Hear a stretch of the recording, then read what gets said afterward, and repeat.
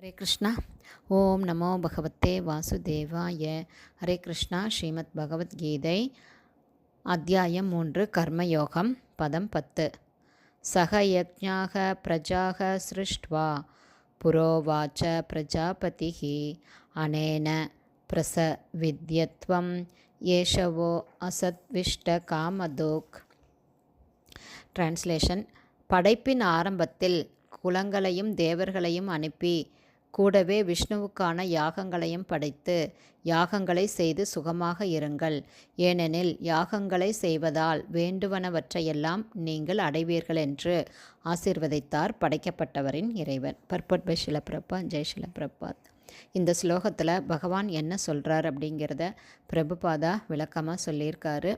யாகங்களை செய்வதால் சிறைப்பட்ட ஜீவன்கள் கொஞ்சம் கொஞ்சமாக கிருஷ்ண உணர்வுடையவராகி எல்லா வகையிலுமே தெய்வீகமானவர்கள் ஆவார்கள்.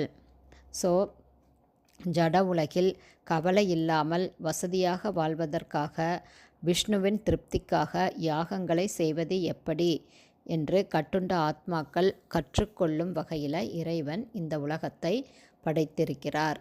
தற்போதைய உடலை விட்டபின் இறைவனுடைய நாட்டை அவர்கள் அடைந்து ஆனந்தமாக இருக்கலாம். கட்டுண்ட ஆத்மாக்களுக்கான முழு திட்டம் இதுதான்.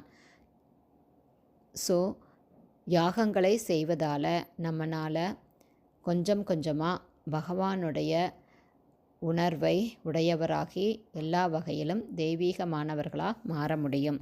அப்போது இந்த கலியுகத்துக்கு ஏற்ற யாகம் அப்படின்னா சங்கீர்த்தன யாகத்தை பகவான் சைத்தன்ய மகாபிரபு அறிமுகப்படுத்தி இருக்கிறார். ஏன்னா யாகங்கள் செய்வது அப்படிங்கிறது பிரம்மாண்டமான செல்வம் பொருள் செலவு ஆகக்கூடியது. ஆனால் இந்த சங்கீர்த்தன யாகம் மிக மிக எளிமையானது.